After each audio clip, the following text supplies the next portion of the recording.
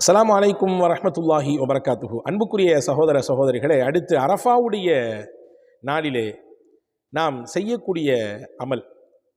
அரஃபாவுடைய நாள் என்பது துஆவுக்குரிய நாள், பாவ மன்னிப்புக்குரிய நாள், அல்லாஹ்விடத்திலே கண்ணீர் விட்டு கேட்பதற்குரிய நாள். இந்த 10 நாட்களுமே கேட்க வேண்டும். குறிப்பாக அரஃபாவுடைய நாளிலே அல்லாஹ்விடத்தில் அதிகமாக துஆ செய்யணும், ஜிக்ர் செய்யணும், அதிகமான முறையிலே இஸ்திக்ஃபார் செய்ய வேண்டும்.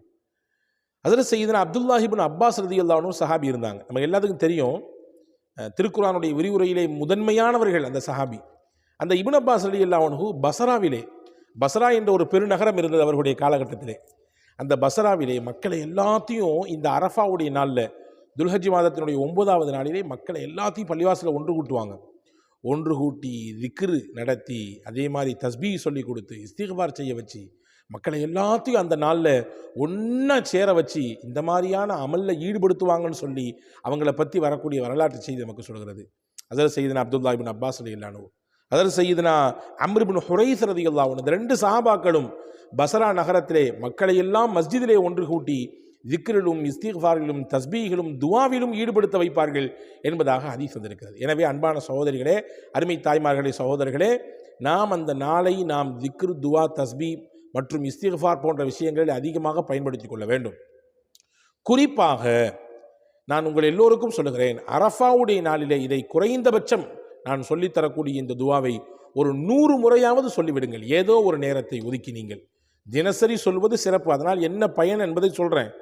ஆனால் குறிப்பாக இந்த அரஃபாவுடைய நாளில் கட்டாயமாக சொல்லிடுங்க. நிறைய பேர் அதை செய்யாதீங்க, இதை செய்யாதீங்க, அது அப்படி இல்லைங்க, இப்படி இல்லைங்கன்னு சொல்லி அமல்ல இருந்து மக்களை பிரித்து கொண்டு போகிறாங்களே ஒழிய அமல் செய்ய வைக்கிற மாதிரி தெரியல. நிறைய பேர் அப்படி இப்படிங்க, அது அந்த நாளுங்க இந்த நாளுங்க என்று மக்களை தேவையற்ற பாதையிலே குழப்பி திருப்புகிறார்களே ஒழிய நன்மைகள் செய்ய வைக்கக்கூடிய விதத்தில் யாரும் ஈடுபடுற மாதிரி தெரியல, இல்லையா? எனவே அன்பான சகோதரர்களே, தாய்மார்களே, இந்த துஆவை நீங்கள் கண்டிப்பாக மனதமிட்டு நீங்கள் ஒரு குறைந்தபட்சம் 100 முறையாவது அரஃபாவுடைய நாளிலே ஓதிவிட வேண்டும். ஹதீஸிலே வந்திருக்கிறது, பெருமானார் ஸல்லல்லாஹு அலைஹி வஸல்லம் சொன்னார்கள், ஹைரு துஆஇ துஆஉ யௌமி அரஃபா. துவாக்கள்லேயே ரொம்ப பெஸ்ட்டான துவா எது அப்படின்னா அரஃபாவுடைய நாளில் கேட்கக்கூடிய துவா. துல்ஹஜ் மாதத்தினுடைய 9வது நாள் அந்த அரஃபாவுடைய நாளில் கேட்கக்கூடிய துவா இருக்குது, அது ரொம்ப பெஸ்ட்டான துவா, ரொம்ப சிறப்பான துவா அப்படின்னு சொல்லிட்டு அடுத்து ஒரு செய்தி சொன்னாங்க. இப்போ துவாக்கள்லேயே சிறந்த துவா அரஃபாவில் கேட்குற துவா. அந்த அரஃபாவுடைய நாள்லேயே எந்த துவா பெஸ்ட்டான துவா, என்ன துவா சிறப்பான துவா, அது நம்ம தெரியணுமா வேண்டாமா? ரசூலுல்லாஹ் சொல்கிறாங்க, வ அஃதலு துஆஇ யௌமி அரஃபத அன வன் நபியூன மின் கபிலி. நானும் Karim's biryani paradise at liberty and catering services, கோடம்பாக்கத்தின் அறுசுவை அடையாளம். எனக்கு முன்னால் வந்த நபிமார்களும் அந்த அரஃபாவிலே ஓதிய துவாக்கள்லேயே சிறப்பான துவா நான் சொல்லட்டுமா அப்படின்னு சொல்லிட்டு சொன்னாங்க, லா இலாஹா இல்லல்லாஹு வஹ்தஹு லா ஷரீக லஹு லஹுல் முல்கு வலஹுல் ஹம்து வஹுவ அலா குல்லி ஷைஇன் கதீர். ரொம்ப சிம்பிளான துவா, எல்லாத்துக்கும் தெரியும். லா இலாஹா இல்லல்லாஹு வஹ்தஹு லா ஷரீக லஹு லஹுல் முல்கு வலஹுல் ஹம்து வஹுவ அலா குல்லி ஷைஇன் கதீர். இந்த துவா தாங்க அரஃபாவுடைய நாளில் கேட்குற துவாலேயே ரொம்ப பெஸ்ட்டான துவா, ரொம்ப அல்லாவுக்கு பிடித்தமான துவா என்று நபிகள் நாயகம் முஹம்மது ரசூலுல்லாஹி ஸல்லல்லாஹு அலைஹி வஸல்லம் சொன்னாங்க. அன்பான சகோதரர்களே, ஒரு போர்க்களத்துக்கு போகிறாருங்க. தன்னுடைய பொருளை, தன்னுடைய உடலை, தன்னுடைய இரத்தத்தை, வேர்வையெல்லாம் சிந்தி போர்க்களத்தில் போய் எதிரிகளோடு சமர் செய்து போர் புரிந்து கடைசியில் வெற்றி வாகை சூடி இரத்தத்தோடும் காயத்தோடும் பல உடலிலே தையல்களோடும் வர்றாரு. இப்போ இவர் சிறப்பானவரா அல்லது இந்த கலிமாவை அரஃபாவுடைய நாளிலே சொன்னவர் சிறப்பானவரா என்றால், ரசூலுல்லாஹ்வுடைய வார்த்தையின் பிரகாரம் பார்த்தால் அரஃபாவுடைய நாளிலே, குறிப்பாக இந்த துல்ஹஜ் மாதத்தினுடைய இந்த 10 நாளில் எந்த நாள் ஆனாலும் சரிதான், அந்த நாளிலே இந்த கலிமாவை ஓதியவர் தான் போருக்கு போனவரை விட சிறப்பானவர். போரில் போய் அடி வாங்கி உத வாங்கி இரத்தத்தோடும் காயத்தோடும் வந்திருக்காருங்க, அவரை விட இந்த கலிமாவை சொன்னவர் சிறப்பானவர். என்ன இப்படி சொல்கிறீங்க? ஆமாங்க, உண்மைதான். நபிகள் நாயகம் ஸல்லல்லாஹு அலைஹி வஸல்லம் சொன்னாங்க, மா மின் ஐயாமின் அஹப்பு இலல்லாஹி அல் அமலு ஸாலிஹ் ஃபீஹின்ன மின் ஐயாமில் அஷர். அல்லாவுக்கு அவனுக்கு செய்யக்கூடிய நல்ல அமல்கள்லேயே ரொம்ப பிடித்தமான நாட்கள் எது அப்படின்னா இந்த துல்ஹஜ் மாதத்தினுடைய 10 நாள். இதில் செய்யக்கூடிய அமல் அல்லாஹ்வுக்கு அப்படி பிடிக்கும், அப்படி பிடிக்கும். ஒரு சஹாபி கேட்டாங்க, யாரும் சொல்ல அப்படின்னா போருக்கு போனார ஜிஹாது செய்கிறத விடையா பிடிக்கும் அல்லாஹ்வுக்கு? ஆமாம், அல்லாஹ்வுடைய பாதையில் போய் ஜிஹாத் செய்கிறத விட அல்லாஹ்வுக்கு ரொம்ப பிடிக்கும் இந்த நாட்கள் இங்கே இருந்து அமல் செய்கிறது. அப்போ ரசூல் சொல்லிட்டு சொன்னாங்க, ஆனால் ஒருவரை தவிர அவர் ஜிஹாதுக்கு போனார், திரும்பி வரவே இல்லை, ஷஹீத் ஆயிட்டார். ஷஹீதுக்கு அந்தஸ்து தனி, அதுக்கும் இதுக்கும் கம்பேர் பண்ண முடியாது, அதை இதோடு சேர்க்க முடியாது. ஆனால் ஷஹீதாகலை, வெறுமனே போருக்கு போகிறாரு, காயங்களோடு அடியோடு சில இழப்புகளோடு திரும்பி வந்துட்டார். அதை விட இந்த துல்ஹஜ்ஜினுடைய 10 நாட்களை செய்யக்கூடிய அமல் அல்லாஹ்வுக்கு ரொம்ப பிடிக்கும். எனவே இந்த அரஃபால நீங்கள் இந்த அல்லாஹ்வுடைய ரசூல் சொல்லிக் கொடுத்த சிறப்பான துவாவை நீங்கள் ஓதிவிட்டால் ஜிஹாதுக்கு போய் கிடைக்கக்கூடிய நன்மையை விட கூடுதலான நன்மையை இதன் மூலம் உங்களால் பெற முடியும். இதை நீங்கள் புரிஞ்சுக்கணும்.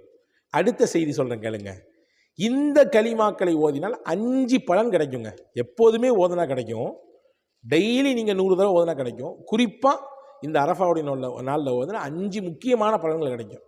என்ன 5 முக்கியமான பலன் ரசூலுல்லாஹ் சொன்னாங்க? யார் ஒருவர் தினசரி காலையிலே இந்த கலிமாக்களை லா இலாஹ இல்லல்லாஹு வஹ்தஹு லா ஷரீக லஹு லஹுல் முல்கு வ லஹுல் ஹம்து வ ஹுவ அலா குல்லி ஷைஇன் கதீர் அப்படின்னு 100 தடவை ஓதிட்டாங்களோ அல்லாஹ் அவருக்கு எவ்வளோ பெரிய கூலி கொடுப்பான் தெரியுமா?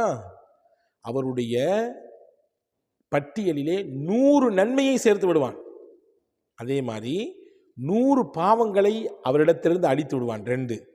3வது சொன்னாங்க, அல்லாவிற்காக வேண்டி இஸ்மாயில் அலைஹிஸ்ஸலாமுடைய சந்ததிகளிலிருந்து ஒருவராக இருக்கக்கூடிய மனிதர்களில் 10 பேரை, அடிமைகளை உரிமையிட்ட நன்மையை அல்லாஹ் கொடுத்து விடுவான். ஒரு அடிமை அல்லாஹ்வுடைய பாதையில் உரிமையிட்டாலே, அல்லாஹ்விற்காண்டி உரிமையிட்டாலே அவருக்கும் நரகத்துக்கும் இடையில எக்கச்சக்கமான தூரம் ஏற்படுத்தப்படுது அப்படின்னு நம்ம ஹதீஸில் பார்க்குறோம். ஆனால் ஒருத்தர் டெய்லி 100 தடவை இந்த கலிமாக்களை ஓதிட்டார்னா அல்லாஹ்வுக்காக வேண்டி 10 அடிமைகளை உரிமையிட்ட நன்மையை தந்து விடுகிறான். அப்போ 100 நன்மைகள் எழுதப்படுது, 100 அந்தஸ்து நமக்கு உயர்த்தப்படுது, 100 பாவங்கள் தவறுகள் மன்னிக்கப்படுகிறது. 3வதாக 10 அடிமைகளை அல்லாஹ்விற்காக வேண்டி உரிமையிட்ட நன்மை கிடைக்கிறது. 4வது சொன்னாங்க, யார் டெய்லி இதை ஓதிடுறாங்களோ ஷைத்தானுக்கு இவர் மேலே ஆட்சி அதிகாரம் செய்ய முடியாது, ஷைத்தான் இவரை வழிகெடுக்க முடியாது, ஷைத்தானுடைய சூழ்ச்சியில் இவரை மாட்டிக்க வைக்க முடியாது. ஏன்னா அல்லாஹ் பாதுகாப்பு கொடுத்துட்றான். இது 4வது பலன். 5வது முக்கியமான பலன், நாளை மறுமையிலே அல்லாஹ்வின் சன்னிதானத்திலே இவரை மாதிரி நன்மையை கொண்டு வர்றதுக்கு யாருமே இருக்க மாட்டாங்க. இவருடைய நன்மை எந்த அளவுக்கு இருக்குன்னா எல்லாரும் திரும்பி பார்ப்பாங்க, என்னடா முட்டுக்கான நன்மையை கொண்டு வந்திருக்காரு, இவ்வளோ அதிகமான நன்மையை கொண்டு வந்திருக்காரு என்று எல்லாரும் ஏங்கி பார்க்கும் அளவிற்கு, அதிசயத்து பார்க்கும் அளவிற்கு எக்கச்சக்கமான நன்மையோடு வருவார். ஒருவரை தவிர ரசூலுல்லாஹ் சொன்னாங்க, இதே கலிமாக்களை இவரை விட கொஞ்சம் கூட சொல்லியிருப்பார்ல, அவர் அதை விட கொஞ்சம் அதிகமாக நன்மை வச்சிருப்பார். வச்சுக்கோங்க, டெய்லி 100 தடவை சொன்னால் ஒரு அளவு நன்மைன்னா, ஒருத்தர் டெய்லி 150 தடவை சொல்கிறாரு, அல்லது டெய்லி ஒருத்தர் 200 தடவை சொல்கிறாரு, அவருக்கு இவரோட கொஞ்சம் கூடுதலான நன்மை இருக்கும், கூடுதலான நன்மை மூட்டையோடு வருவார் என்று பெருமானார் ஸல்லல்லாஹு அலைஹி வஸல்லம் சொன்னாங்க. இந்த 5 பலனையும் இந்த கலிமாக்கள் உங்களுக்கு கொடுக்கிறது என்று பெருமானார் ஸல்லல்லாஹு அலைஹி வஸல்லம் சொன்னாங்க. இவ்வளவு மகத்தான இந்த வார்த்தையை தான், கலிமாக்களை தான் நாம் அரஃபாவுடைய நாளிலே ஓத வேண்டும். ரசூலுல்லாஹ் சொல்லி தந்திருக்கிறார்கள், துவாக்கள்லேயே சிறந்த துவா அரஃபாவுடைய நாளில் கேட்கக்கூடிய துவா. அந்த துவாவில் சிறந்த துவா எதுவென்றால் நான் சொல்லித்தந்த இந்த துவா தான் என்று நபிகள் பெருமானார் ஸல்லல்லாஹு அலைஹி வஸல்லம் சொன்னாங்க. இதனால் பல பலன்களையும் பெற்றுக்கொள்ள முடியும். அந்த நாளில் நாம் துவா செய்து நல்லமல் செய்த மக்களினுடைய கூட்டத்திலும் நம்மால் சேர்ந்து விட முடியும். எனவே அரஃபாவுடைய காலையிலிருந்து மாலை இஃப்தாருடைய நேரத்துக்கு முன்புக்கு வரை நீங்கள் எப்படியாவது ஏதாவது ஒரு நேரத்தை எடுத்து கண்டிப்பாக இந்த துவாவை 100 தடவை ஓதிவிடுங்கள். வல்ல அல்லாஹ் தௌஃபீக் செய்வானாக. அரஃபாவுடைய நாளினுடைய முழுமையான நன்மை நம் எல்லோருக்கும் தந்து விடுவானாக. ஆமீன். வஸ்ஸலாம். அஸ்ஸலாமு அலைக்கும் வரஹ்மத்துல்லாஹி வபரகாத்துஹு.